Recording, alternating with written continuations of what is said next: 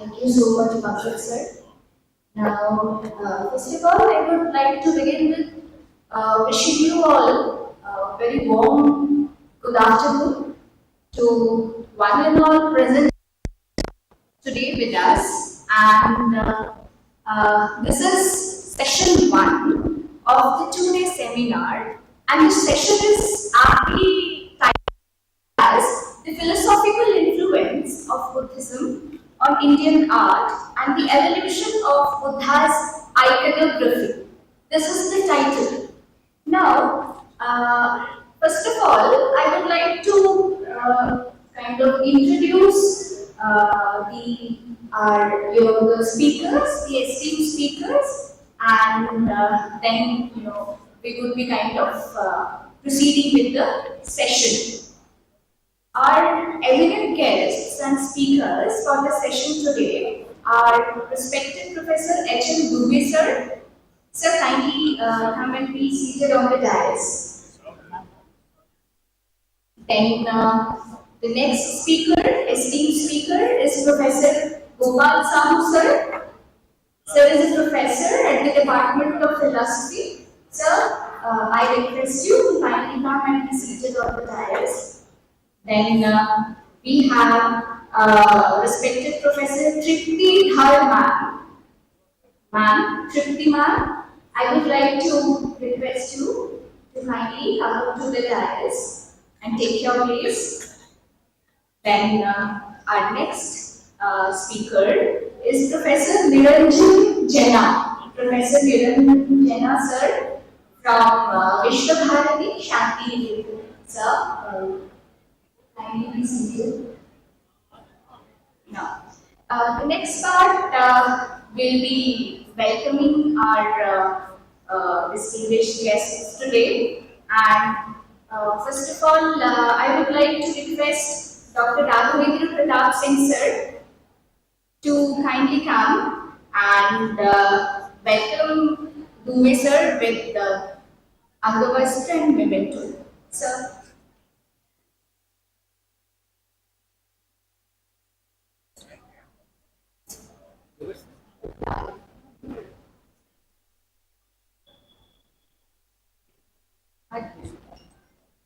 The Angavastra, the memento to respected Dubey sir. Sir was a professor in this department. Years of experience of teaching students in the rigors of historical analysis.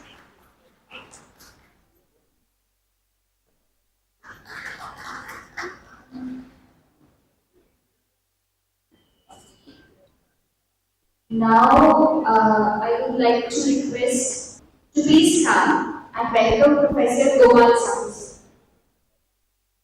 with the memento and Angavastra.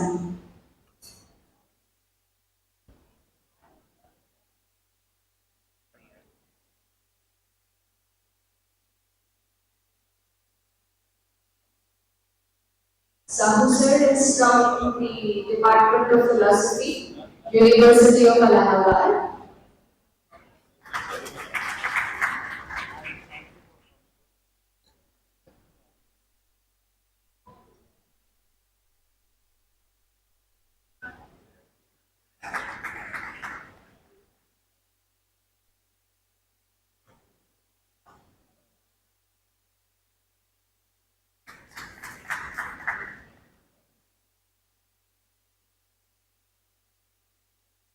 Thank you, Gopal sir. Now, I would like to request Dr. Bharti to kindly come and felicitate Professor Tripti Dhar.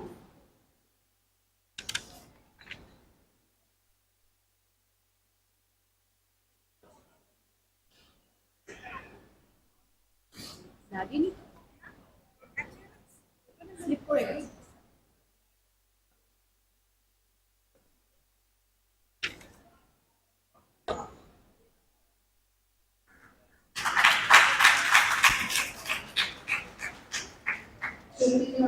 She's from Raiganj University, West Bengal. She's also from the Department of Philosophy.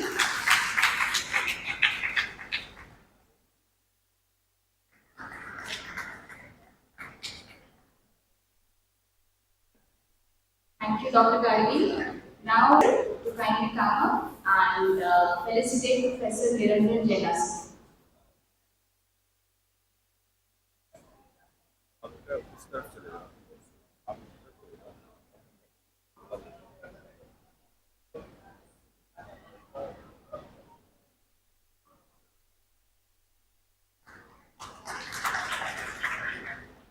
Jena sir, he is from Shanti, Niketan, Visva, Bharti. Sir is a professor there.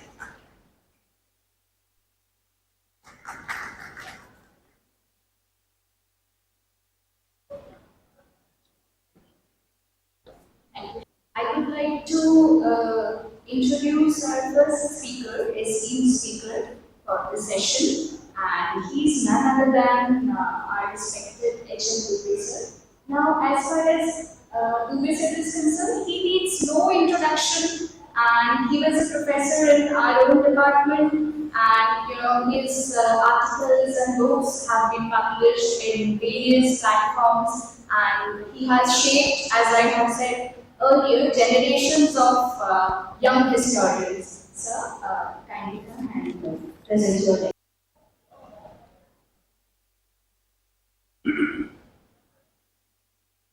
Sharda शारदां भोजवदना वदनाम्बुजे सर्वदा सर्वदास्माकं सन्निधिं क्रिया। मंचस्थ भारत के विभिन्न विश्वविद्यालयों से पधारे विद्वान professor जेना, professor धर, professor Gopal ji और इस विद्वत समाज में विराजमान बहुत सारे ऐसे आचार्यगण जो अपनी अपनी विद्याओं के धनी हैं और इस संगोष्ठी में पधारे हुए हैं। ऐसे सभी सुधी छात्रगण या शोध छात्रगण जो शोध को आगे बढ़ा रहे हैं और आगे आचार्य की श्रेणी में भी होने वाले हैं, उन सब लोगों के मध्य आज जो विषय अभी इनाग्रल सेशन में उपस्थित किया गया, उसकी अंतर्वस्तु काफी कुछ स्पष्ट हो चुकी है। आप लोगों ने यह देखा कि बौद्ध धर्म और बौद्ध धर्म के अंतर्गत विद्यमान जो दर्शन था, उसका कला पर क्या प्रभाव पड़ा।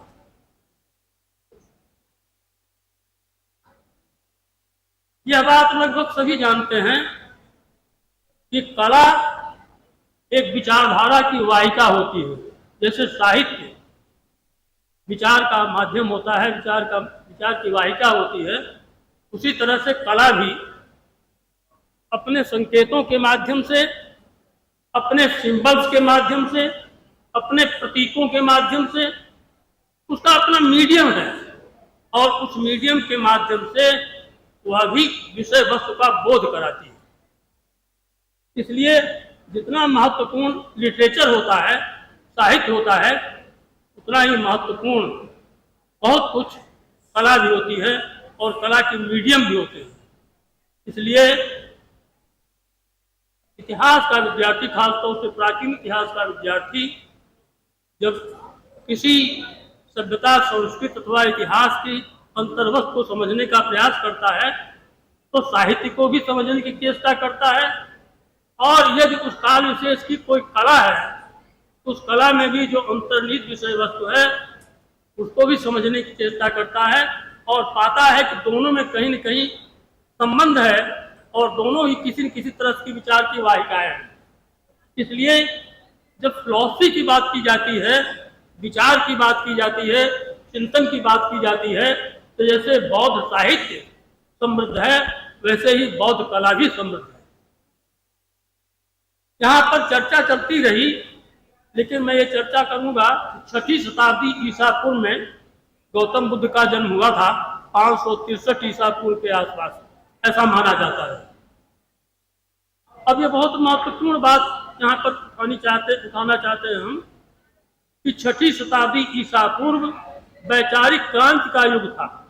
वो केवल भारतवर्ष के लिए ही नहीं बल्कि विश्व की अन्य संस्कृतियों में भी ऐसे बड़े विचारक पैदा हुए जो अपनी पूर्व की प्रवृत्तियों से हट करके बहुत कुछ नया इनोवेशन अपने विचार में, अपने थॉट में, अपने युग में ले आना चाहते थे। ऐसे ही विचारकों में पर्शिया में जरतुष्ट पैदा हुआ, ऐसे ही विचारकों में चीन में कन्फ्यूशियस पैदा हुए, और ऐसे ही अपने यहाँ वैदिक परंपरा के ठीक विपरीत एक नई धारा बहाने वाले महात्मा गौतम बुद्ध पैदा हुए। यहाँ पर महात्मा गौतम बुद्ध की विचारधारा को और उनके जीवन दर्शन को समझने की पूर्व समझना बहुत जरूरी है कि बुद्ध कहाँ पैदा हुए थे, किस परिवेश में पैदा हुए थे। बुद्ध का जन्म कपिलवस्तु में हुआ था। लुम्बिनी वन में महामाया ने उनको जन्म दिया था। कपिलवस्तु के थे, उत्तर प्रदेश के थे, आर्यावर्त के थे, और आर्यावर्त की जो संस्कृति वैदिक संस्कृति, वैदिक संस्कृति बहुत सारी मान्यताएं गौतम बुद्ध ने अपने जीवन काल में, खासतौर पर अपने प्रारंभिक जीवन काल में अपने संस्कारों में जिया था, उन्हीं संस्कारों में पले भी थे। क्योंकि हम देखते हैं कि लगभग 30 वर्ष की आयु तक वो गृहस्थ जीवन में रहे।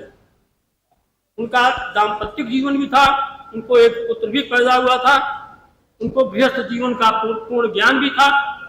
इसके बावजूद उन्होंने गृह त्याग का निर्णय लिया। इसके बावजूद उन्होंने तपस्या करने की योजना बनाई। इसके बाद उन्होंने इस सांसारिक विभिन्न प्रकार के जो दुख हैं उनको समझने की चेष्टा की। उनका जो मूल प्रश्न था वह वैदिक परंपरा से हट करके यही शुरू होता है। उन्होंने कहा जीवन का परम सत्य जो अब तक मैंने समझा वो है दुख। दुख जो है परम सत्य है। इसीलिए आर्य सत्य की चर्चा करते हैं वो चत्वार आर्य सत्यान की, तो 4 आर्य सत्यों की जब चर्चा करते हैं तो कहते हैं कि दुख है ये परम सत्य। फिर इसके बाद कहते हैं दुख ऐसे नहीं है, दुख का कारण भी है, किसी न किसी कारण से दुख की प्राप्ति होती है। फिर उन्होंने कहा कि दुख का निरोध भी किया जा सकता है, और दुख के निरोध के साथ साथ उस निरोध को अपनाने के लिए विभिन्न प्रकार के उपाय भी। इस तरह से 4 आर्य सत्यों की चर्चा दर्शन के प्रथम स्तर पर गौतम बुद्ध ने की थी। अपने गृह त्याग के बाद जो उनको तपस्या से प्राप्त ज्ञान प्राप्त हो रहा था उसमें 4 सत्य उनको समझ में आए। अब इन्हीं 4 आर्य सत्यों की व्याख्या लगातार उनकी तपश्चर्या में और उनके द्वारा दिए गए उपदेशों में देखने को मिलती है। ये तो साहित्य का विषय बनता गया, जिसकी व्याख्या निकाय ग्रंथों में हुई और आगे चल करके पिटक ग्रंथों में हुई, पिटक ग्रंथों से निकाय ग्रंथों में हुई और आगे चल करके जातक ग्रंथों में हुई। और जातकों के बाद जो बहुत सारे बौद्ध साहित्य लिखे गए, चाहे वो अश्वघोष की कृतियां हो, चाहे वो आगे चल के नागार्जुन की हो, चाहे संघमित्र की हो, चाहे जितने भी बौद्ध आचार्य हुए उन्हीं की आगे चल करके उसकी व्याख्या होती रही। तब ये सवाल उठता है कि बौद्ध धर्म दर्शन क्या अलग अलग चीज थी? इस पर विचार करते हुए बौद्ध धर्म के बहुत ही बड़े आचार्य प्रोफेसर गोविंद चंद्र पांडे ने कहा कि बौद्ध धर्म और बौद्ध दर्शन अलग नहीं है, बौद्ध धर्म के अंतर्गत ही बौद्ध दर्शन समाहित है। क्योंकि उनके धर्म का जो प्रारंभिक चरण है वो प्रज्ञा से शुरू होता है और करुणा के साथ आगे बढ़ता है। तो प्रज्ञा और करुणा दोनों को उन्होंने एक साथ समझने की चेष्टा की, तो कहा कि 4 आर्य सत्यों के माध्यम से प्रज्ञा और करुणा की व्याख्या बहुत अच्छी तरह से समझी जा सकती है। अब सवाल उठता है कि कला से गौतम बुद्ध के जीवन की इन शिक्षाओं का क्या संबंध था? तो गौतम बुद्ध जिस समय उनका जन्म हुआ था 6वीं शताब्दी ईसा पूर्व में, उसके पहले भी भारत में कलात्मक विकास हो चुका था। हम जानते हैं कि सिंधु घाटी सभ्यता में मूर्तियों का निर्माण भी शुरू हो गया था, विभिन्न प्रकार के पशुओं का, प्रतीकों का भी निर्माण हो रहा था। और जो सबसे महत्वपूर्ण बात है कि वैदिक परंपरा में भी चित की व्यवस्था थी।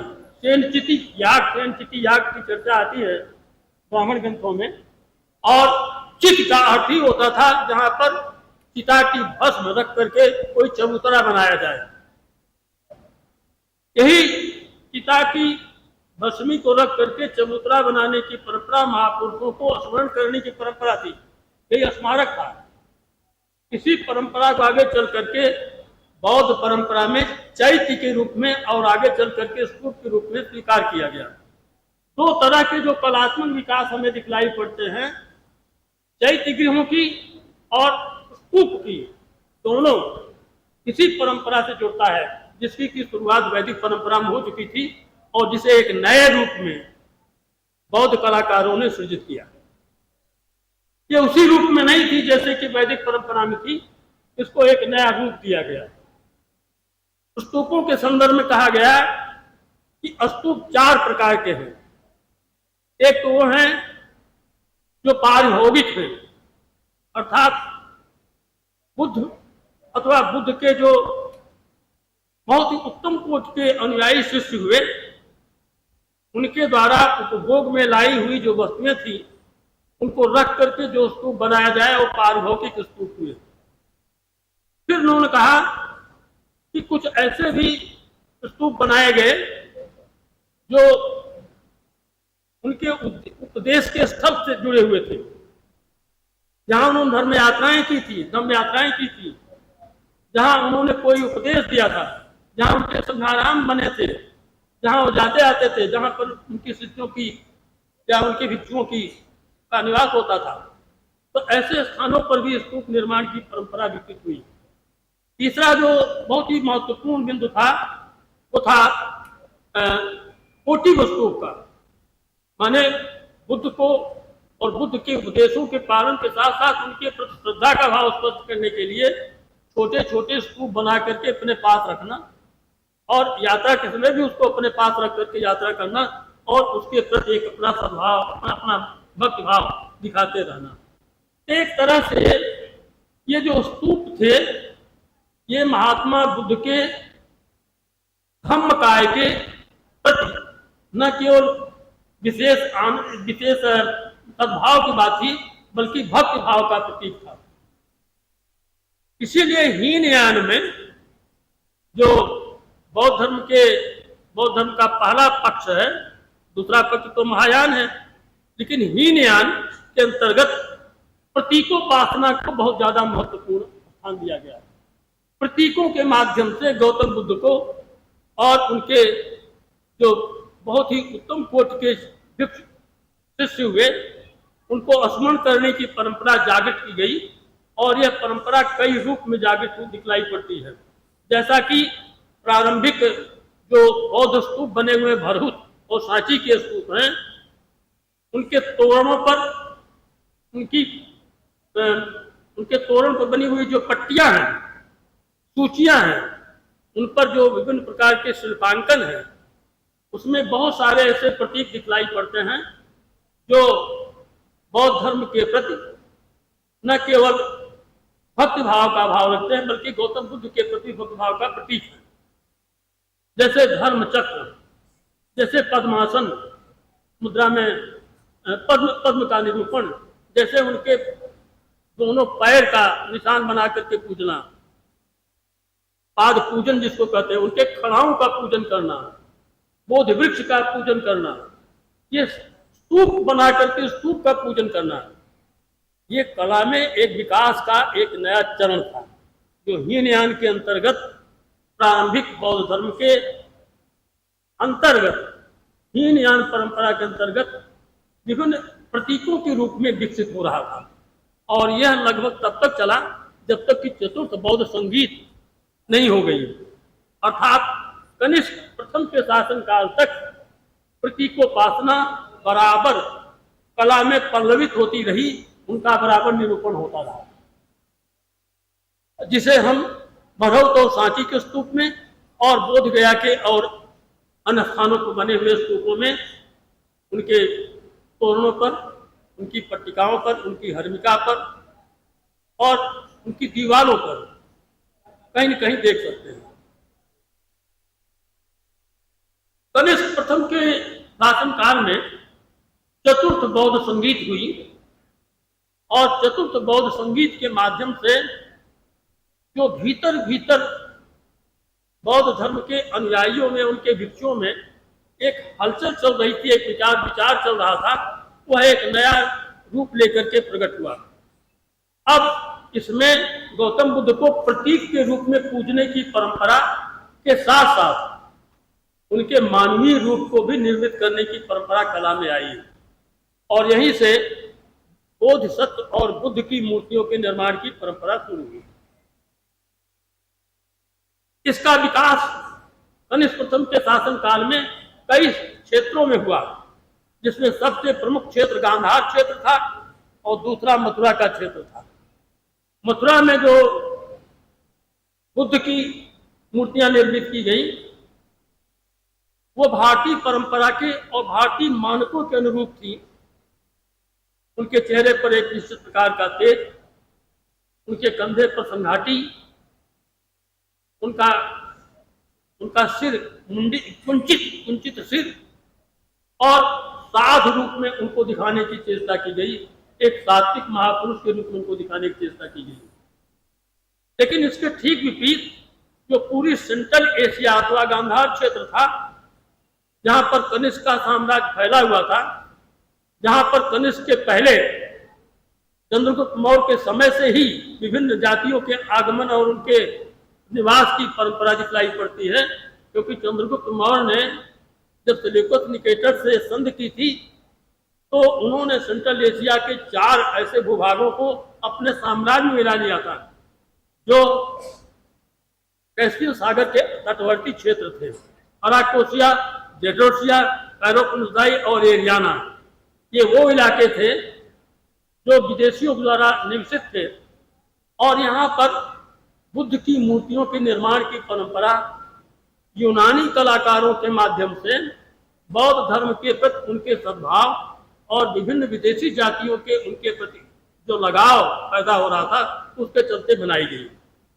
तो कलाकार तो थे विदेशी गांधार क्षेत्र के और उनकी विषय वस्तु थी उनके जो पूज्य महापुरुष थे वो थे भारती गौतम बुद्ध जी। तो ऐसी स्थिति में गौतम बुद्ध के मानव रूप का निर्माण वो कर रहे थे, लेकिन उनकी साज सज्जा, उनमें विभिन्न प्रकार के जो प्रतीक थे वो सब गांधार क्षेत्र में विदेशी हो रहे थे।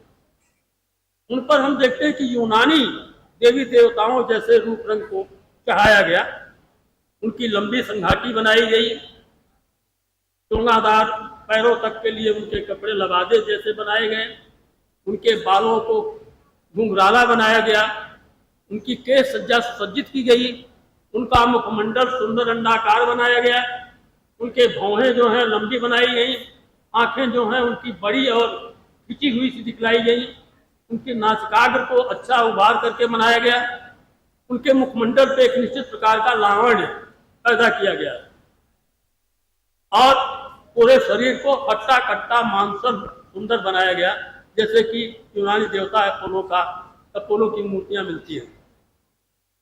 इस तरह से हम देखते हैं भारतीय कला में प्रतीकोपासना से आगे बढ़ करके बुद्ध और बोधिसत्व की मूर्तियों के निर्माण की परंपरा हमें भारत भूमि के अंतर्गत मथुरा और मथुरा के साथ साथ अन्य क्षेत्रों में जैसे बिहार में बोधगया वगैरह थे और भारतवर्ष के बाहर की सीमा में गांधार क्षेत्र में कपिसा है, कश्मीर है और अफगानिस्तान है, पाकिस्तान है, उज्बेकिस्तान है और ये पूरे के पूरे इलाकों में गांधार कला का विकास होता रहा और बहुत सारी मूर्तियां बनाई गई। अब ये वो स्टेज थी जिसमें नागार्जुन और बहुत सारे धर्म संघ जैसे बहुतेरे ऐसे दार्शनिक पैदा हुए बौद्ध धर्म चिंतन के क्षेत्र में, जिन्होंने गौतम बुद्ध के मूल धर्म में दार्शनिक भाव बहुत ज्यादा भर दिया। ये शून्यवादी दर्शन इसमें विकसित हुआ और बौद्ध फिलॉसफी इतनी ज्यादा समृद्ध की गई, उसका जो पूर्व रूप था वो बहुत कुछ परिवर्तित सा हो गया और अब बौद्ध धर्म दर्शन की एक नई रूपरेखा न केवल कला में बल्कि साहित्य में और साहित्य के साथ साथ स्वतंत्र बौद्ध दर्शन के रूप में भी हमें दिखलाई पड़ने लगती है। यह परंपरा जब 6वीं शताब्दी ईस्वी के बाद 7वीं 8वीं 9वीं शताब्दी की तरफ विकसित दिखलाई पड़ती है, तो ये बंगाल और फिर पूर्वोत्तर भारत में विकसित होती चली गई और इधर भारत के सांस्कृतिक संबंध केवल मध्य एशिया से ही नहीं, चीन से, क्योंकि कनिष्क के समय में चीन के साथ और पूरे तिब्बत और आसपास के जितने भी चीन और भारत के बीच के प्रदेश थे उन सब में विकसित हो चुकी थी। तो भारत का जो बौद्ध धर्म था वो भारत की सीमाओं से बहुत आगे एशिया के विभिन्न देशों में विकसित होता गया और चीन और कोरिया जैसे देशों तक इसका प्रभाव हुआ। फिर दक्षिण भारत में क्योंकि भारतीय संस्कृति और भारतीय सांस्कृतिक परिवेश स्थापित हुए, जैसा कि कालिदास ने लिखा है रघुवंश में कि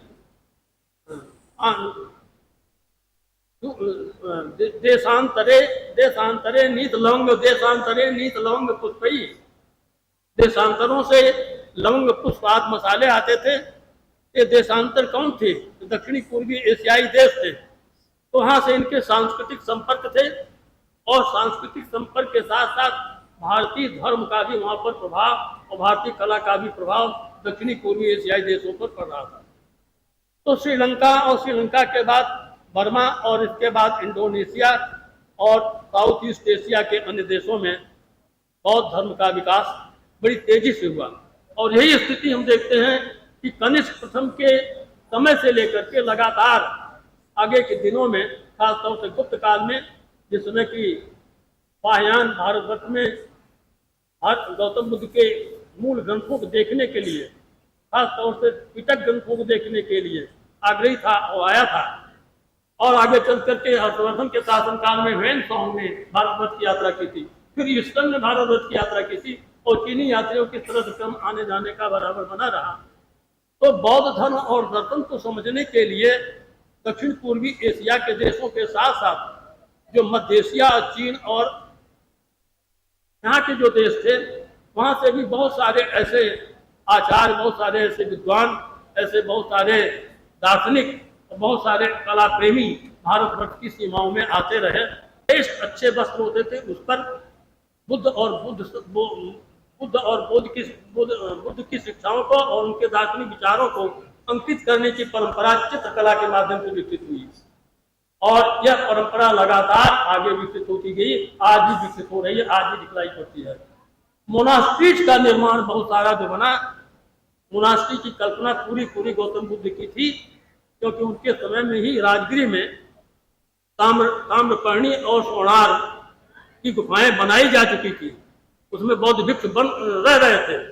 तो इस तरह से हम देखते हैं कि बौद्ध कला जो अपने प्रतीकों के माध्यम से, अपनी संरचना के माध्यम से बौद्ध धर्म को स्पष्ट कर रही थी, उसका फिर बहुत हमला हुआ, बहुत ही विकसित रूप हमें पिटक ग्रंथों से होते हुए विभिन्न प्रकार के बौद्ध ग्रंथों में दिखलाई पड़ती है और फिर विभिन्न प्रकार के ऐसे भी बहुत से आचार्य पैदा हुए जो साहित्यकार थे लेकिन बौद्ध दर्शन से अनुप्राणित थे, जैसे अश्वघोष आज।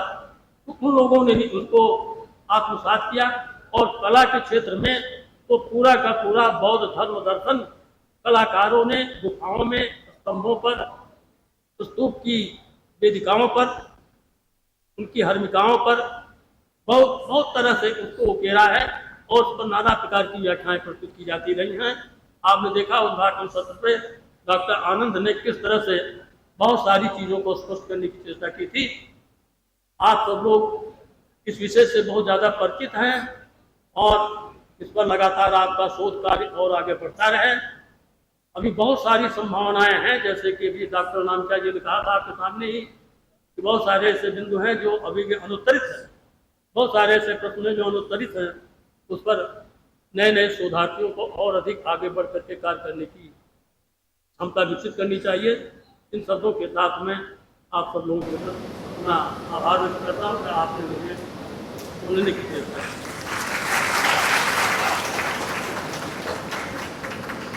श्रद्धेय डूबी सर का बहुत बहुत धन्यवाद। हमने देखा कि कैसे श्रद्धेय डूबी सर ने किस प्रकार से बड़े ही सावधानी तरीके से हम सबके समक्ष इस बात को रखा कि महाभेषज बुद्ध ने किस प्रकार से दुख निवारण का तरीका हम लोगों को बताया और कैसे कला के माध्यम से बौद्ध धर्म और जो बुद्ध का दुख निवारण है, महाभेषज का जो दुख निवारण का तरीका है, वो कैसे अलग अलग दिशाओं में फैला। सर आपका बहुत बहुत धन्यवाद। अब इसी कड़ी में हमारे जो सेकंड स्पीकर हैं, डिस्टिंग्विश्ड स्पीकर जो है, वो respected professor Gopal Sahu sir ji हैं। एंड साहू सर इस समय के प्रोफेसर हैं फिलॉसफी डिपार्टमेंट में अपनी यूनिवर्सिटी में। एंड सर का जो कोर एरिया है वो एपिस्टेमोलॉजी है, फिलॉसफी ऑफ माइंड है, एनालिटिक फिलॉसफी है, ग्रीक फिलॉसफी है और लॉजिक है।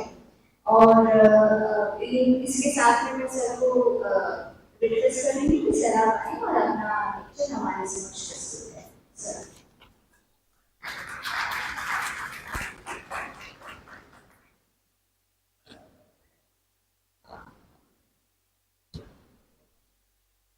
Thank you, ma'am. Thank you very much. Good afternoon, everyone. My co-presenters, Professor H.N. Dubey, Professor Tripti Dhar, and Professor Niranjan Jena. Dignitaries present in the hall: Professor Anand Singh, Professor Govind Singh, Professor Harsh Kumar, Professor Anabika Mel, Head of the Department of Ancient History, Professor Ramakant, and the organizing secretary of the seminar, Dr. Atul Singh, and other faculty members of the Department of Ancient History and other faculty members of the university also, and dear participants. At the outset, I must congratulate the organizing secretary and the head of the Department of Ancient History to have choosing such a very nice and interdisciplinary topic. And this topic particularly is very interesting and challenging in the sense that so far we have so many seminars on either Buddhist philosophy or Buddhist art, and this particular seminar is exploring or giving an opportunity to explore the intersection between the Buddhist art and Buddhist philosophy. I must thank Professor Ramakant ji and organizing secretary Dr. Atul ji for giving me a chance to explore this particular area in my paper, and the title of my presentation will be Impermanence and Endurance, Mapping Buddhist Philosophy with Buddhist Art. And then in this particular title, in this particular presentation, I will be trying to explore certain contradiction, certain paradoxical situation in the area where Buddhist philosophy and Buddhist art meet. So, taking this background, what I will be trying to do in my paper is that first I will say that any philosophical system needs a system or an ecosystem of art to sustain its philosophy. So definitely Buddhist philosophy also needs a kind of Buddhist art as an ecosystem.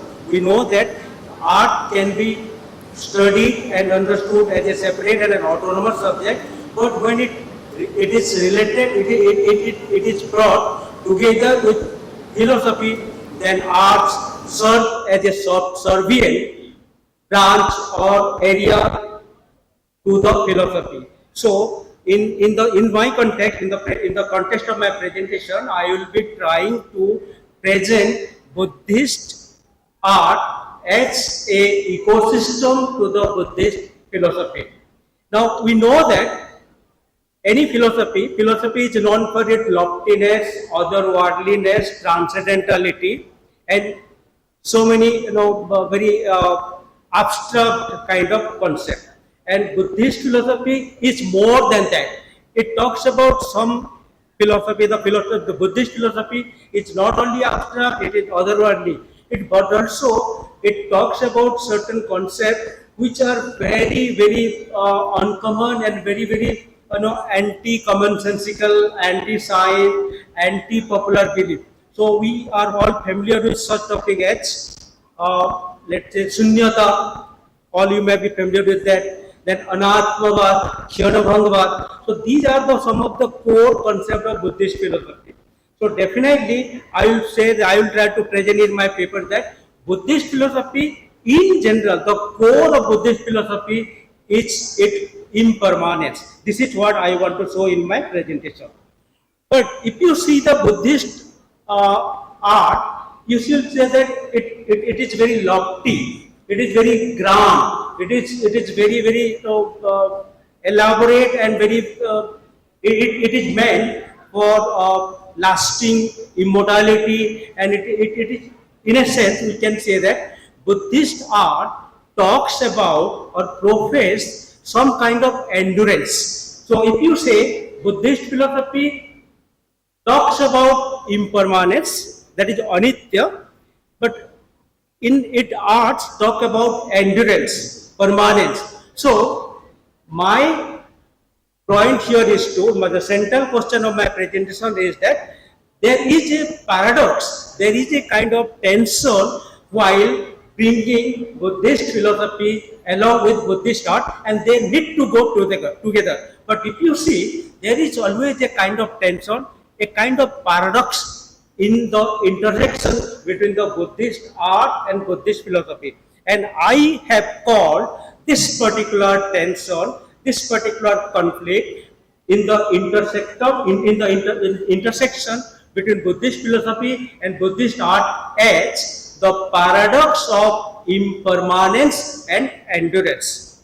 And in my next 20 to 15 minutes, I will try to present what this paradox is, what are its implications, and then I will try to see how this paradoxical situation, the paradox of impermanence and endurance, is encountered in three areas of Buddhist art and philosophy, and that is in its philosophy, in its aesthetic part, and thirdly in its cultural part. And then I will try to offer a narrative, interpretive model, and to solve or to understand or to reason this paradox. And this interpretive model that I will try to use to review or solve the paradoxical situation of Buddhist art and Buddhist philosophy will be of three kinds. The first model that I will say is that symbols as impermanence, then I will say didactic as permanence, then I will say that forms, symbolic forms of sunyata. And these three interpretive model will be used by me to resolve this so-called paradox of impermanence and endurance, and I will conclude that this paradox is apparent, rather the so-called conflict between the Buddhist philosophy with the Buddhist art is only they are supplementary and complementary to each other, and the contradiction is only apparent. So now let us come to the first point first. What I am trying to say is that, and if you analyze the Buddhist philosophy, then I will say that the core of Buddhist philosophy is to establish the impermanence. So one can say the permanence of Buddhist philosophy is impermanent. And we know that the starting point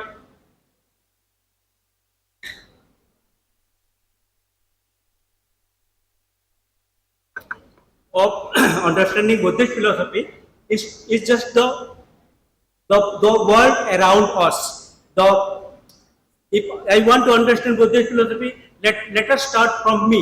And if you say me in Buddhist philosophy, a person will be a panchaskan. I am made of five elements, and these five elements are again impermanent.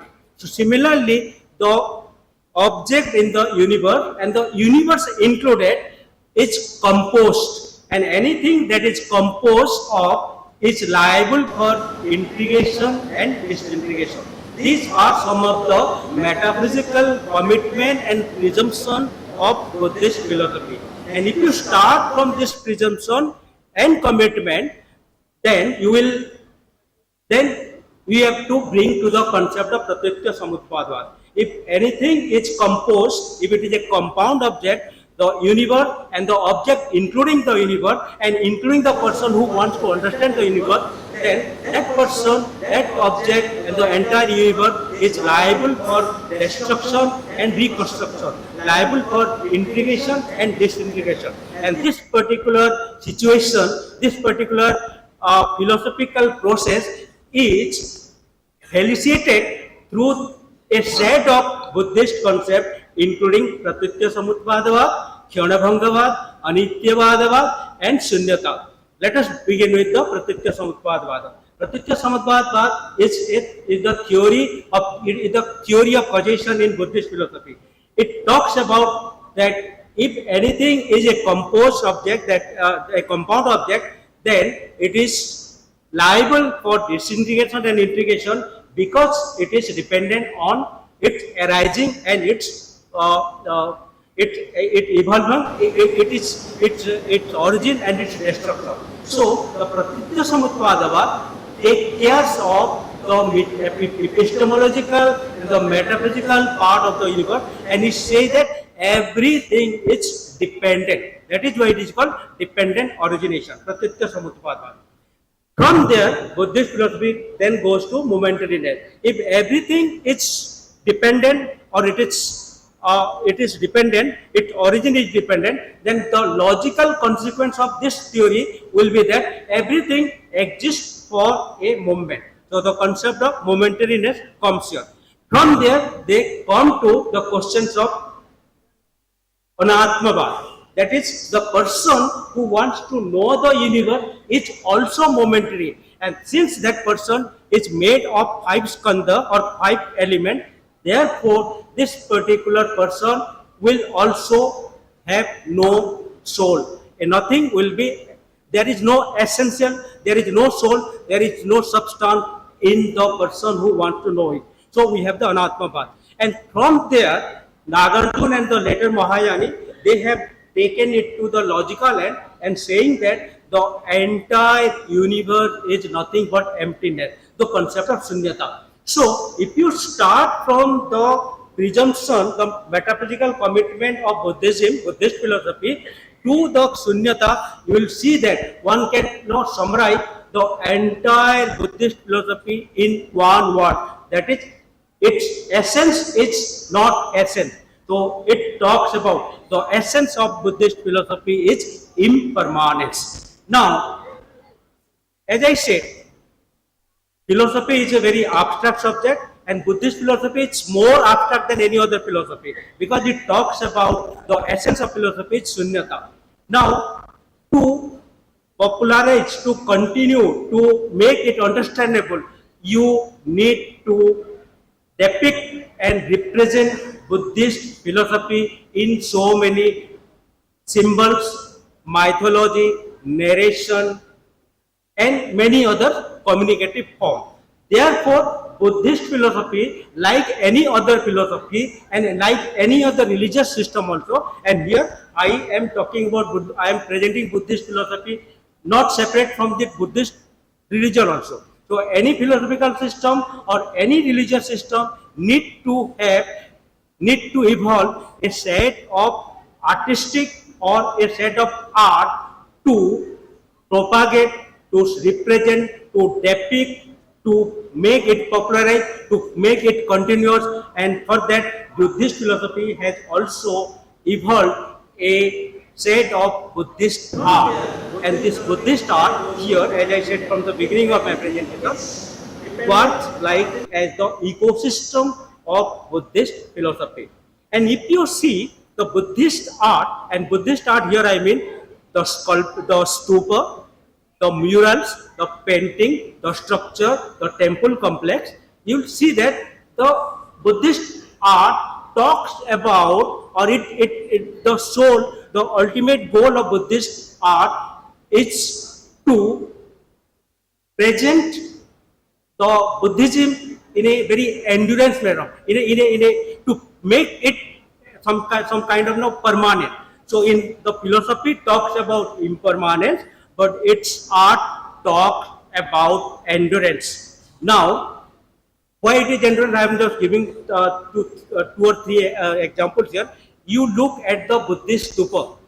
Its structure is like hemispherical, very grand. Its structure is axiological. Then its path is circulatory. Similarly, if you talk about the Buddhist murals and painting, it's very, very lofty and very, very grand. So it signifies some kind of endurance.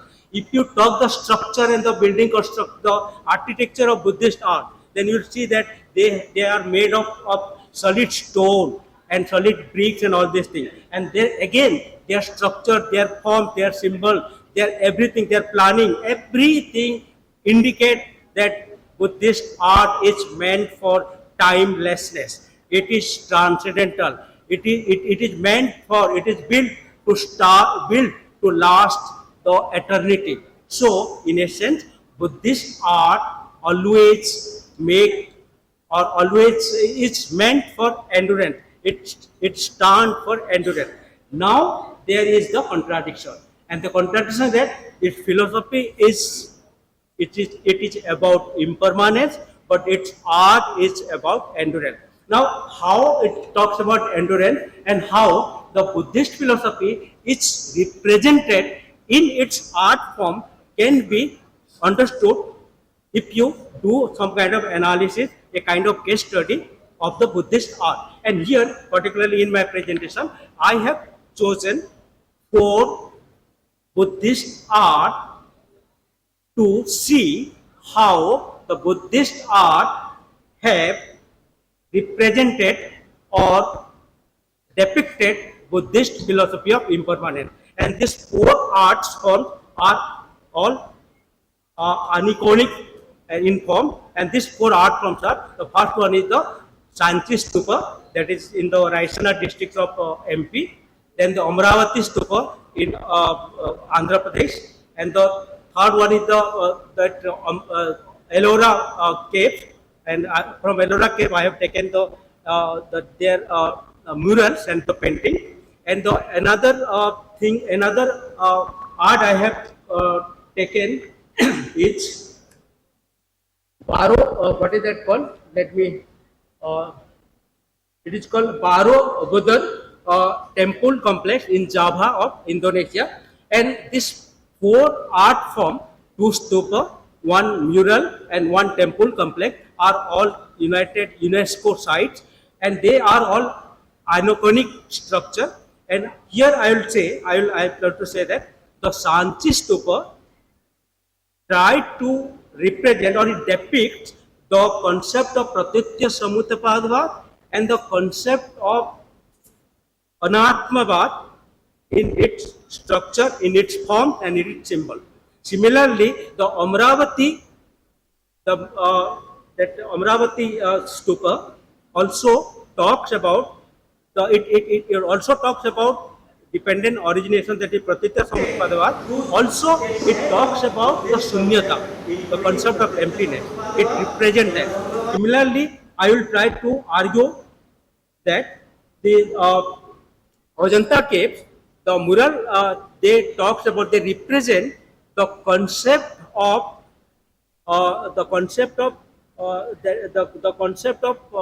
anitya, that is impermanent, the very concept of anitya, through its murals, through its very feeble murals and painting, And the Borobudur temple complex in Indonesia is a complex that depicts the concept of sunyata, the concept of emptiness, along with the concept of dependent origination and the concept of causation of Buddhism.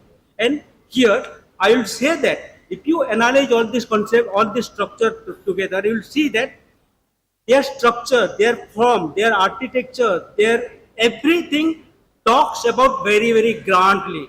It talks about endurance. But certainly they are meant to represent the impermanence of Buddhism, and there lies the contradiction. Now, how to resolve this contradiction?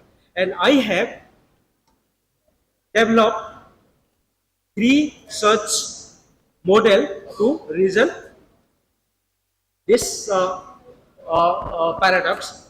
But before that, let me say this paradox is reflected. The paradox of impermanence and endurance of Buddhist philosophy and Buddhist art has been reflected in its own philosophy itself. Though it talks about impermanence and it gives argument. Let us take the example of the sunyata of Nagarjuna. Nagarjuna uses the concept of the Chatuskoti Nyaya to depict sunyata. And the Chatuskoti Nyaya is a kind of logic, and that logic is so fundamental about our logical thinking and our inferential practice that you cannot, you simply cannot dismantle it. But Nagarjuna has used the traditional logic to refute the traditional logic to establish sunyata. So this particular exercise of establishing sunyata in its philosophy is so subtly and so beautifully put forward by Nagarjuna that this particular paradox is itself revealed in its philosophy. And that is what is also depicted and revealed in so many Buddhist art. For example, in Nagarjuna, that Amravati stupa, and also in Borobudur temple complex.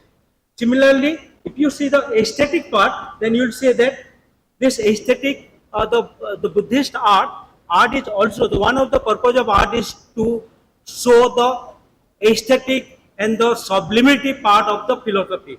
And the Buddhist sublimity, the aesthetic part is so beautiful, it is so balanced and so proportionate and so harmonious that you need to have certain art form to show it. So this particular, all the art of Buddhist, all the Buddhist art, they have also exhibited the Buddhist, the Buddhist philosophical, the Buddhist aesthetic part, the beauty part, the sublimity part through their art. Similarly, in the cultural dimension also, this particular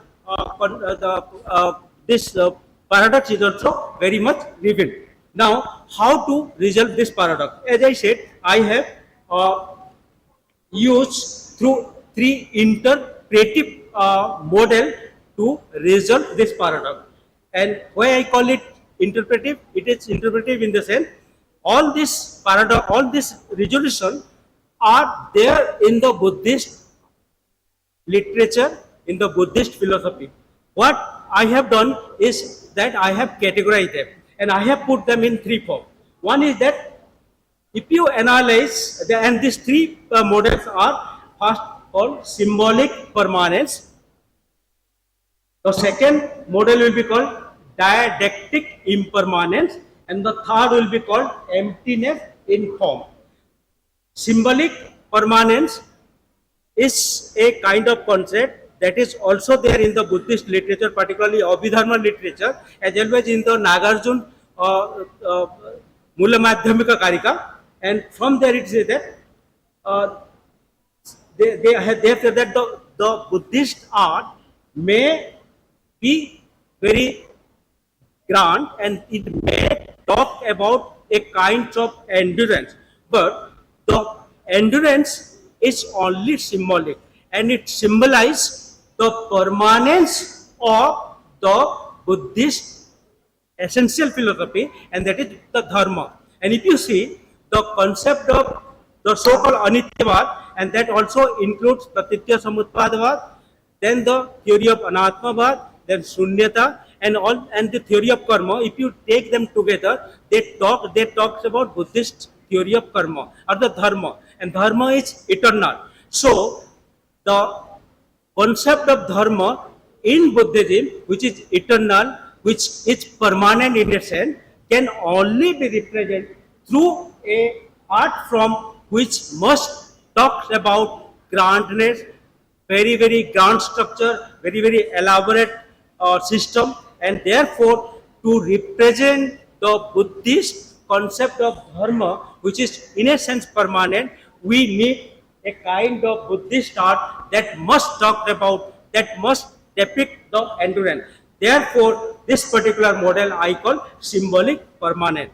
The Buddhist art are the symbols of the permanence part of Buddhism philosophy. So it is very subtle. Similarly, Buddhist philosophy has to rely on some kind of pedagogical technique, instructional tool, because the Buddhist philosophy is very abstract and very otherworldly and transcendental. Since that particular concept, Buddhist philosophy is very abstract, we need to present some kind of artistic form to make it understandable to the public, to the commoner. Therefore, I have said that they have used some kind of murals, painting in such a very narrative way that we need to represent the Buddhist philosophy in a very systematic way, through an instructional way.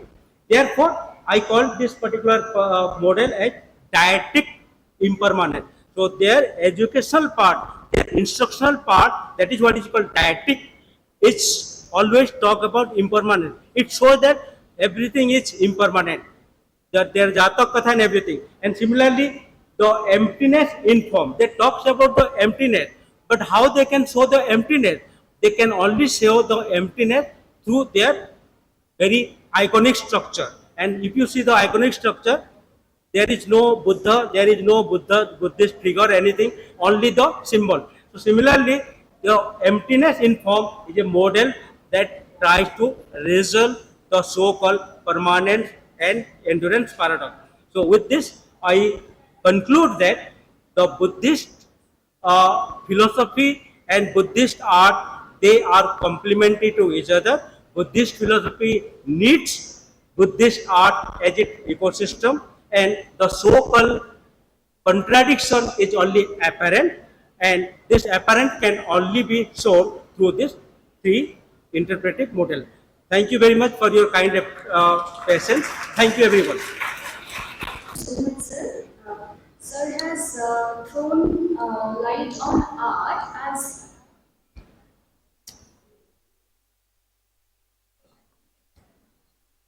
Sir has thrown light on art as part of the ecosystem to carry forward the teachings of the Buddha, and Sir has also spoken of some kind of a tension that exists between the Buddhist teachings of impermanence and how the apparently permanent or the apparently timeless art forms are being used to convey the teachings of impermanence. So impermanence, अनित्य, जो चीज अनित्य है उसको नित्य art forms के through उन messages को आगे कैरी करना. तो सर ने इसी impermanence और permanence के conflict या paradox पर बात किया. Thank you so much, sir. And our next speaker, the next distinguished speaker for the session today is respected Professor Tripti Dhar. Presently, she is a professor in the Department of Philosophy, Raiganj University, West Bengal, and ma'am has an expertise in the philosophy of language, phenomenology and existentialism, and Buddhist, Nyaya and Jain philosophy. And she has numerous publications in the form of articles and books, and she has participated in many national and international seminars and conferences. Obviously, she is a philosopher of repute, And so, having said this, I would like to invite you to the dais. Namaste. Very good afternoon to all of you and the distinguished speakers on the dais and off the dais. Very well-known figures and scholars are here. I am very much thankful to Dr. Kodulji has invited me to deliver a lecture of this particular topic of the seminar. And the theme of the seminar is interdisciplinary, and it is very much interesting for philosophy students as well as for the other disciplines, especially for the field of arts and literature. And this topic is very important as well as it is a revolutionary topic in that sense, because art form and the language, literature, this part are very interesting in Buddhist philosophy. As I have gone through several texts of Buddhism, and I am taking some of the text, some of the Dhammapada texts and other Charya Udhiti, Charyapada texts in our syllabus in Buddhist philosophy or in philosophy department also. So this text represents very much a lively text. In that sense, it is representing the arts, literature of Buddhism. All we know of the Buddhist scholars, we are very much well known to the fact that the Buddhist philosophy is not totally isolated. It is very much interdisciplinary or mix-up concept, because it is collecting all the text, all the main text, as well as it is collecting the bunch of the modern text also. And as a students of philosophy or Buddhist philosophy, we are well known to the fact that Buddhism has divided mainly on Mahajani and Theravadi text. Before that, we were known to the term that Hinojani. Nowadays, we are knowing to the term that is known as Stovirovadi or Theravadi. So here, as a literature or in the subject of history departments and organizing this seminar, so I was interested to go through the topic on Buddhist philosophy literature in Yogacara, Vijnanavada and Tantrajada Buddhism. This part mainly depicting to the text of art and literature, and mainly based on the Pali text and some of the text of Tibetan also. So as the Buddhist philosophy, we know that Buddhism and religion has played a very vital role in India and some of the Asian countries during 6th century to the 4th century BC. Buddhist philosophy linked with Mahayana Buddhism, Tantric Buddhism and Sahajana Buddhism, and mainly with the spiritual that journey that we have seen throughout their text. So what is the spiritual journey? We all know that they have used some of the paths, but linked with them mainly to the liberation, because we all know that Buddhism has started from the negativism, that all things are dukkha, suffering we are facing every time, but we are going to the liberation. That is the pessimistic approach, but though we are going to the very positivistic approach, that we are going to the liberation, and this liberation gives us the ananda. So, starting from the negative thing, we are going to the positive things. This is the main essence in Buddhism. So, from the very 8th century AD, if we go through the Nalanda, Vikramshila and Odantapuriya Jagatdal, we have seen that the main centers of the practice of Tantric Buddhism also. Because Vajrajan, Sahajjan, this term they have introduced in the before that the development in India's philosophy, we have seen that. And all the places to have to spread to Tibet to China was mixed with the local rituals. Vajra Bodhi or Amogha Vajra went to China around 720 AD and started to spreading Tantric Buddhism. Thus, a vast literature of the Tantra arose, and most of the Tantras are preserved in Tibetan and Chinese traditions. Buddhist literature is a broader sense, includes texts like Pali Canon, Tripitaka, Mahajani Sutras, etc. These writings encompass the teachings of Gautam Buddha and later development with the Buddhist traditions. In philosophy, there are some issues related with the existence of external world, self-sensibility of the knowledge. Mostly, two terms Buddhism has always depicting or trying to understand, that is the whether the external world is there, that Yogachara or Vijnanavada, they are mostly giving us the answer of whether the external world is there or not. And the other thing is that self-sensibility of the knowledge. That when I am going to the liberation, I am as well as every time understanding myself also. Because without understanding myself, I cannot go to the liberation, that is the Paramatma Sattva. So, Yogacharya, Shunyavadins and idealists, Vaibhashika Sotrantiks, they are the external idealists. All the philosophical theories which have been discussed in detail in the Prajnaparamita Mahajana Sutras, philosophers like Nagarjuna, Maitreenatha, Asanga, Vasubandhu, etc. have classified them as a result. Mahajana Buddhism divided into two branches, that is Madhyamika branch and the other is Yogacharya or Vijnanavada branch. So I have just discussed all those things for the scholars who have started their journey in philosophy, but the well-known, the academicians, they are very much well-known to the fact that what are the Yogacharya or Vijnanavadas are. Yogacharya or Vijnanavada, the 4th, 5th century, Asanga and Vasubandhu developed the philosophical doctrine. Asanga referred to the sect as Yogacharya, but the Vasubandhu named it as a Vijnanavada. The path of this sect is called Yogacharya and this philosophical doctrine is called Vijnanavada.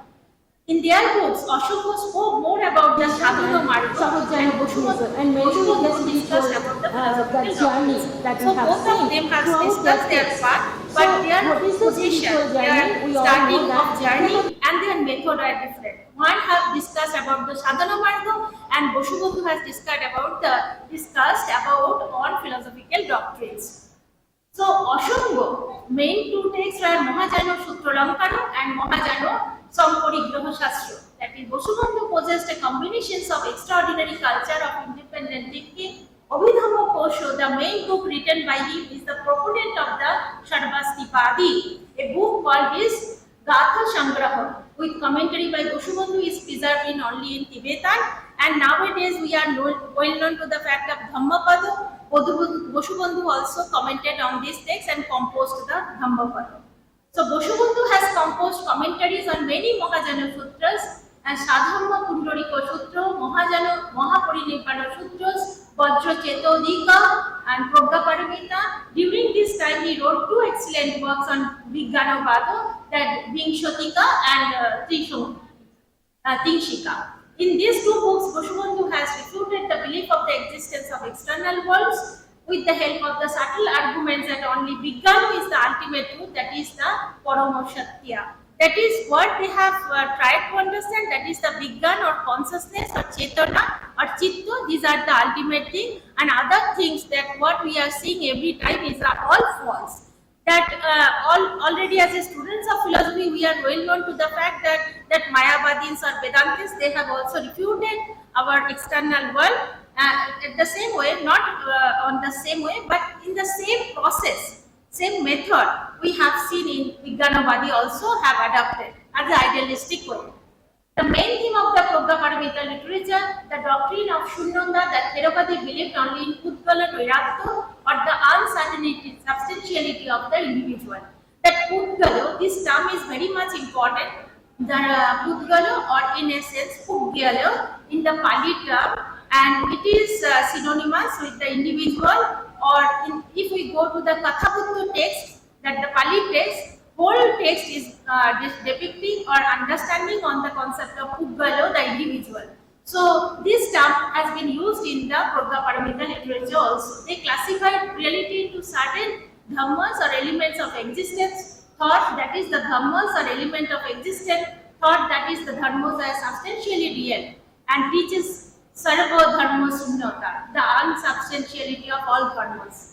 Both Samsara and Nirvana, the condition and unconditioned are mere thought, construct and so devoid of reality. So, we are very much well known to the fact of Samsara as well as to the fact of Nirvana. Which one is most important to us as a realistic being or as a phenomenal world? We are very much really understand the word Samsara.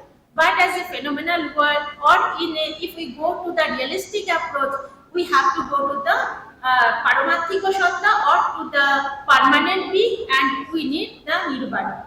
Ultimate reality may be called Shunyata, in the sense that it transcends all the empirical determinations and thought constructs. Pragya or transcendent insight consists in ceasing to indulge in thought constructs, so Pragya becomes synonymous with the Shunyata. And all One the has to meditate on Shunyata as the absence of self and the absence of substantiality or karmas on Shunyata even in the China around 720 AD and started to several disciplines have discussed on this particularly on the term of Shunyata, and if we go to the Nagarjuna Mulamatmakarika, we have seen several stanzas we have discussed to define the term Shunyata.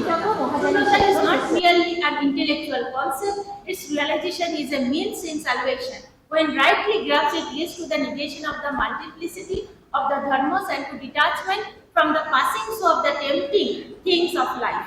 Meditation and Shunyata leads to Pragya, which bring about the emancipation aspirant from the spiritual and from spiritual darkness. And Nagarjuna in Mulamadhyamakarika, he has tried to define that what he has given a stanza in Mulamadhyamakarika that karma klesha, kasha moksha, karma klesha vikalpata. Emancipation is obtained by the dissolution of selfish deeds and passions.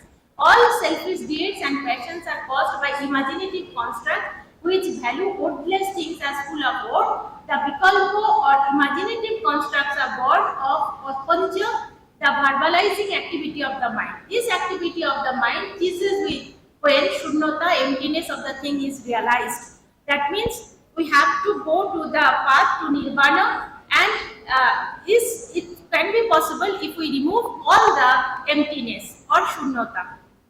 So, Tantrajana Buddhism, next I am going to that part of Tantrajana Buddhism because time is constrained, so I am very short way I am going to that part, that is the Tantrajana Buddhism or Vajrajana and Sahajana. Because these parts are very important, that nowadays we go through those parts because several texts we have found on these aspects that Madhyamika and Yogachara Buddhism succeeded to spread their messages in northern India until the 7th century when even studied Yogachara philosophy under Acharya Silabhadra at Nalanda. The tradition seems to have been there. From the 8th century onwards, the noble Buddhist thought practice, which was nurtured by the acharyas of different universities like Nalanda, Vikramshila, Odantapuri, etc. and Tantraja, a Tantric Buddhism. Soon this Tantric Buddhism succeeded to spread to the whole eastern India and Tibet.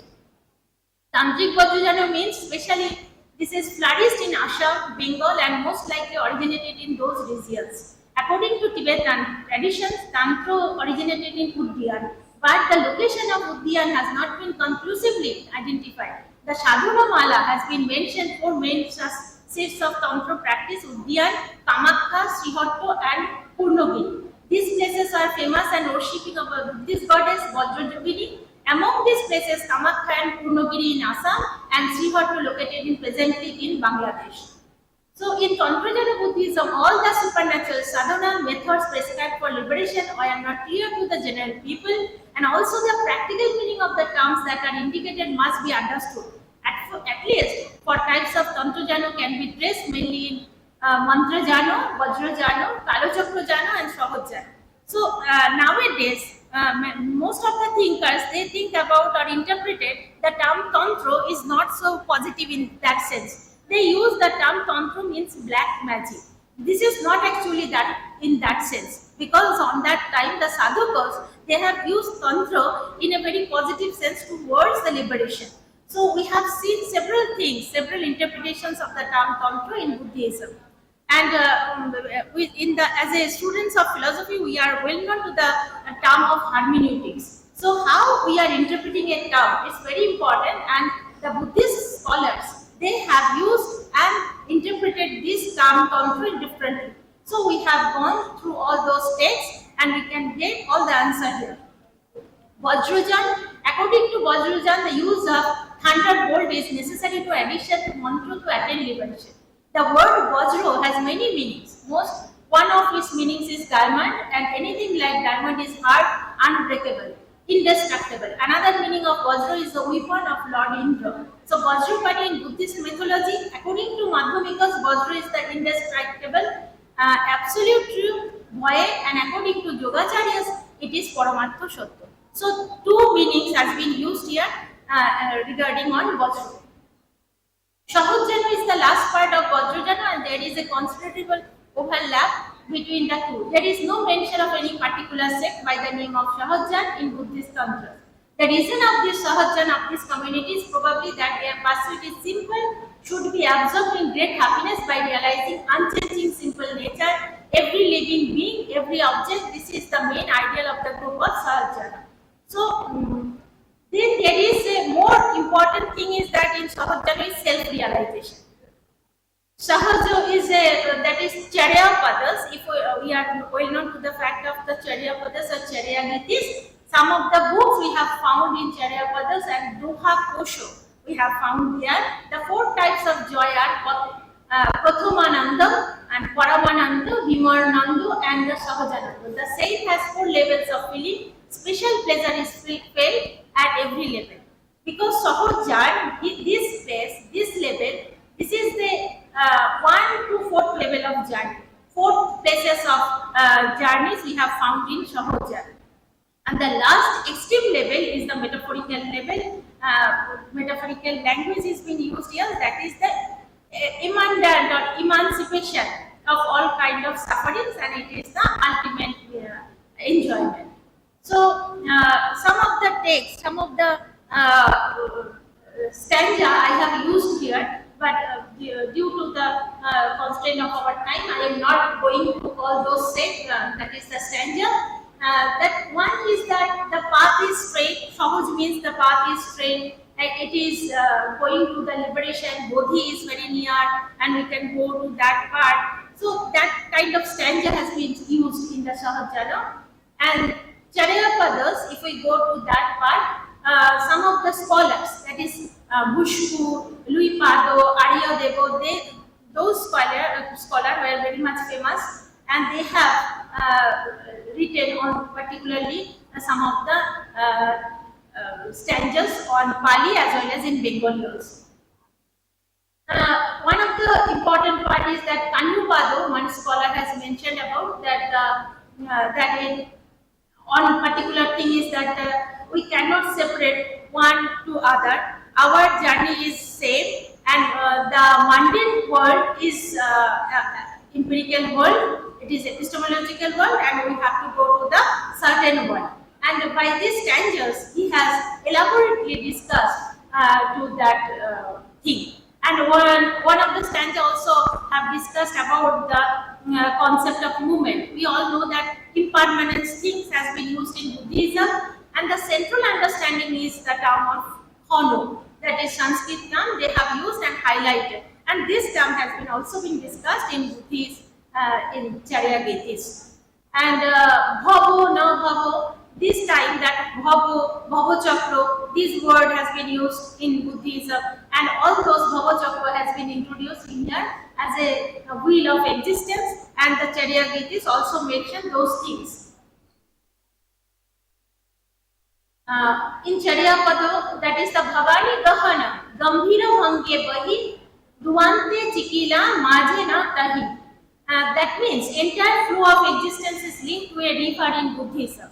If we go to Buddhism, the meaning of the time of present time is not permanent. There is no existence of present time. This also been discussed here. And the Buddhism is also discussed about the existence of the term of time. As we see that each water particle movement is separate from one another, and one part is distinct from another part. But all of them are going one by one. This thing has been discussed in Charyapada also. And in Buddhist philosophy, the literature, the most complex theories of philosophy and the Shanti feelings of the sadhana have been expressed in the images and language during those days, and the social life and the time has been discussed on those time of Charyagitis in Bengal and Assam, all those places on that time. So here I have tried to discuss some of the part of the Charyapadas related with Shahujjan, Vajrajan and all those things. And also if we go to those parts, we will see that the lower part of Brahmaputra and the localities of those areas, they have defined on that time. They developed this literature, and they established very nicely that how they have developed this philosophy of Buddhism in the local language. So, if we try to understand the local people's philosophy, we have to go to those literature that they have developed during that time. So, very interesting this area is, and as a philosopher, students of philosophy, we should go to those main texts, then we can understand the reality, the sweetness of the text, and these are all depicting the art and literature of Buddhism. Thank you to all of you.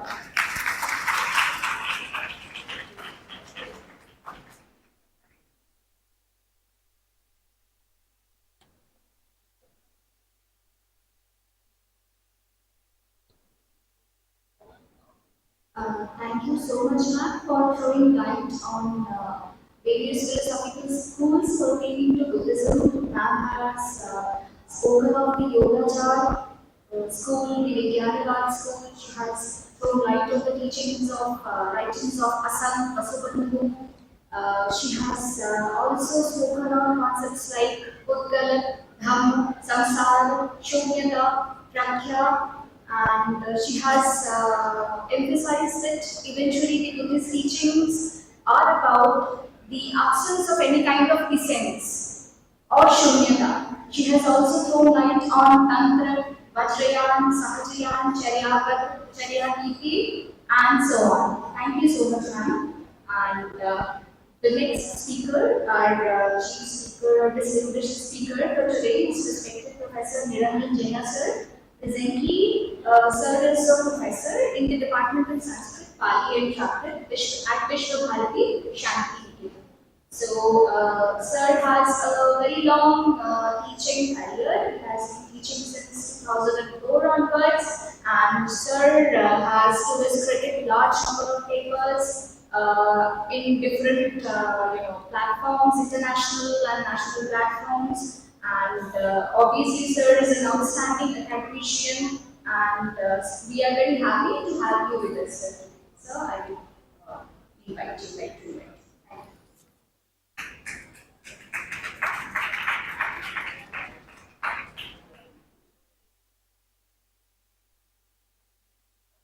अज्ञानतिमिरान्धस्य ज्ञानाञ्जनशलाकया चक्षुरुन्मिलितं येन तस्मै श्रीगुरवे नमः। Honorable Professor H.N. Dubey sir, Professor Gopal Sahu sir, Professor Tripti Dhar madam, and erudite scholar before us in the audience, research scholars, and students. The very theme of today's conference is very praiseworthy. The theme has two sides of the coin, two aspects of the discussion. In one side covers the philosophical part, and another side the philosophical thoughts reflected in us. The National Seminar is organized by the Department of Ancient History, Culture and Archaeology. As we know, the literature is the reflection of our culture and society. Here, when we come to the first part, that is Buddhist philosophy, the Department of Ancient History, Culture and Archaeology tried to make a bridge to link within the Indian systems how the Indian knowledge system is interrelated, interconnected.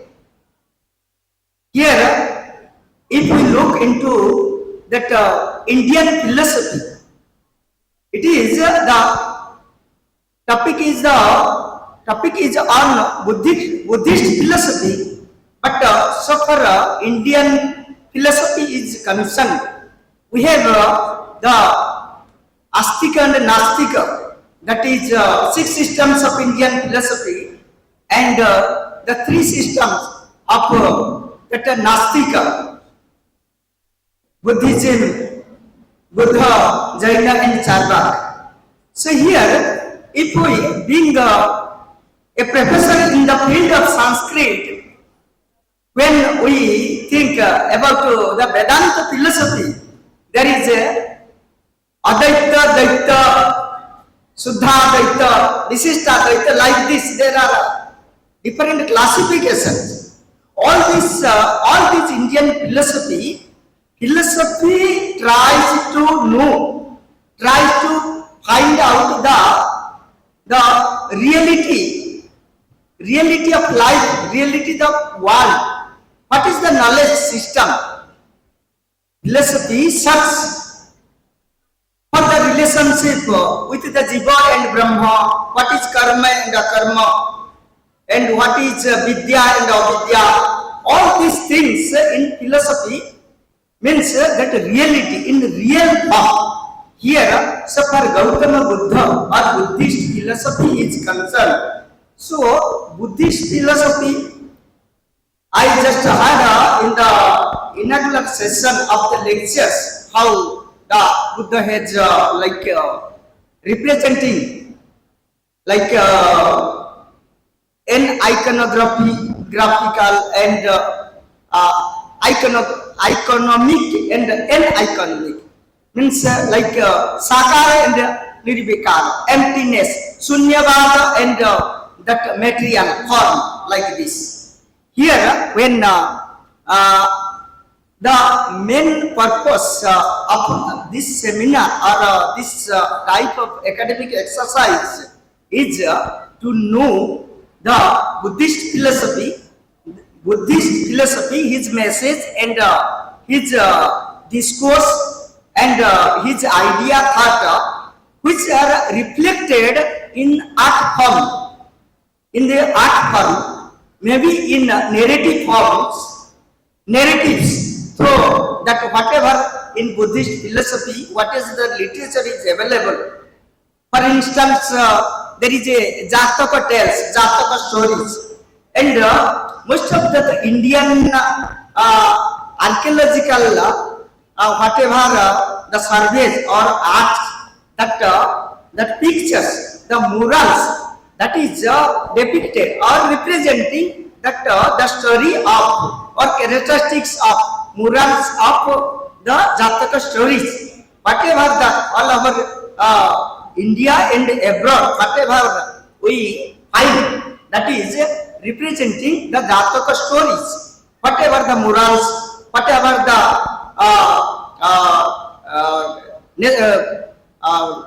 humanities and whatever the moralities, whatever the teaching, that is reflected. And I have so far my topic is concerned, I have determined into that Buddhist philosophy, its bearing upon art in Orissa a study. Then let me determine my study in Orissa. Whatever the Buddhist art that my earlier scholars, they paper presenters, they have focused that Buddha is just Buddha teaching, and whatever that art is representing or that in symbolic form, maybe in stupa, maybe in that Buddhi tree, that enlightening tree, and another is chakra, that wheel, that is dharma chakra pradha, that is the teachings of the Buddha. In this way, in Orissa, so far we know that Dhauli temple is there, where the Shanti stupa is there. I am not comparing with that all our whatever this stupas and others. Only I focus in within Orissa. That is diamond triangle of Orissa, the Buddhist triangle. We know that the archaeologists, the archaeological scholars, they know very well how the Dhaulagiri and Lalitagiri, Ratnagiri and Dhaulagiri, all these giri means the hills, mountains, there the Buddhist Viharaj, Chaityas and stupas. I have all this quite a long 15 pages I have surveyed and collected the murals based on this diamond triangle of Orissa. The very purpose of this diamond triangle is to focus and to publish, make to reach the message, or the people should, the common people, how the common people are not able to read or learn the entire literature of Buddhist literature or whatever literature. Then in that symbolic form or that iconic form or narrative forms, whatever the morals, they can learn, oh, this is the happened, this is the message of the Buddha. So here that the message like that Chatwari Arya Satyani, the Arya Ashtangika Margas and the 5 precepts, like this, all these things, the message of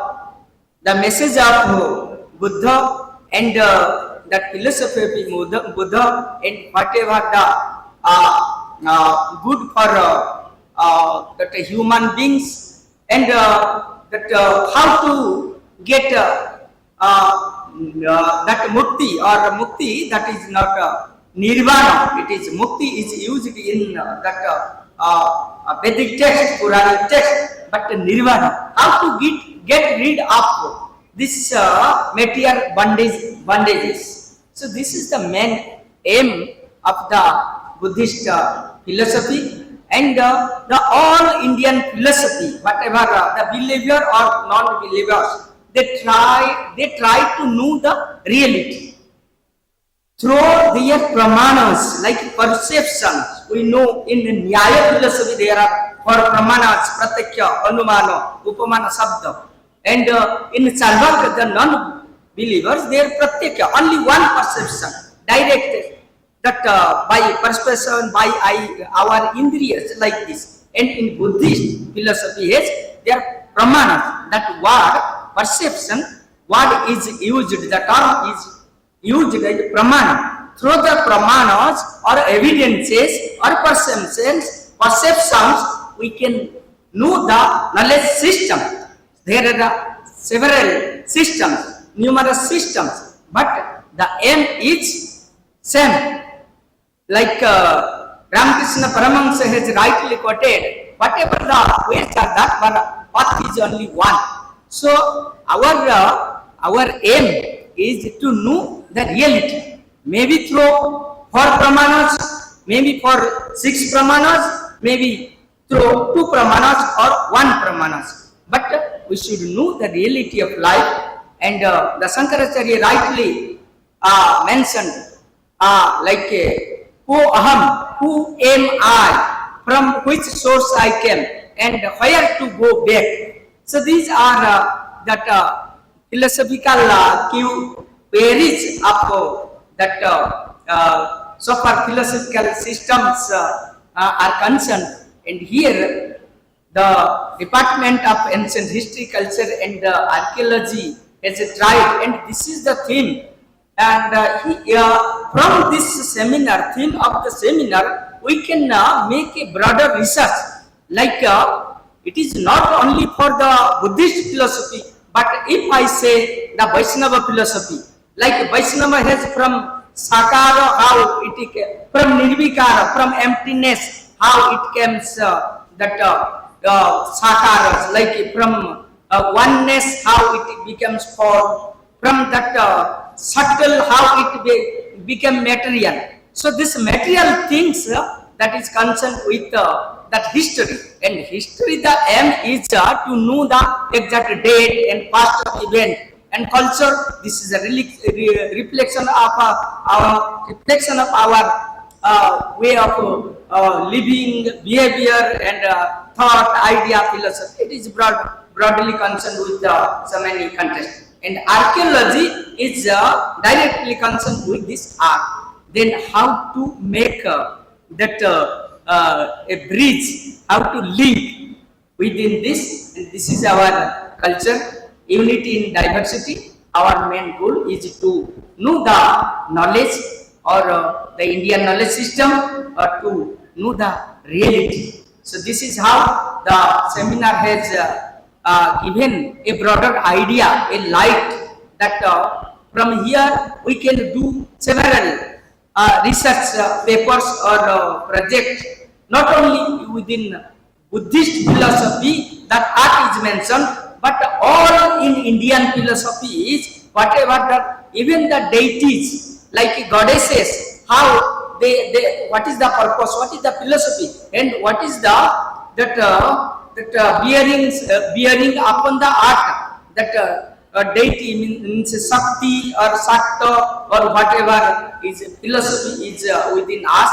We can make a link. So this academic exercise is very important and praiseworthy, and I express my gratefulness towards the organizers and the head of the department of this Department of Ancient History, Culture and Archaeology, University of Allahabad, and all the organizers, Dr. Atul Narayan Singh ji and his team, and all the learned audience and scholars and students. Thank you very much.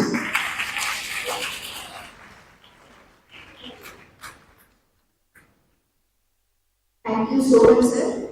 Sir has very aptly looked into the various issues pertaining to different Indian philosophical systems, ranging from the Vedic tradition, the Vedantic tradition to Buddhism, and sir has spoken of the Buddhist tradition as an aim for Nirvana, and how Nirvana stands for emancipation, how it stands for liberation.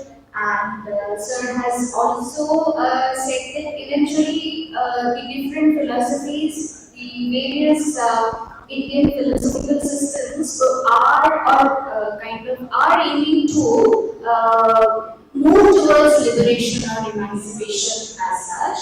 And he has also said that the need of the hour is to look at the different philosophical schools and to see that whether there are ways to emphasize and re-emphasize the principle of unity in diversity. And sir has also spoken of this teaching by Sri Ramakrishna Paramahansa, where he says that eventually all the different paths lead to one single goal. So thank you so much, sir, for being with us today. And with this, we will be ending this session.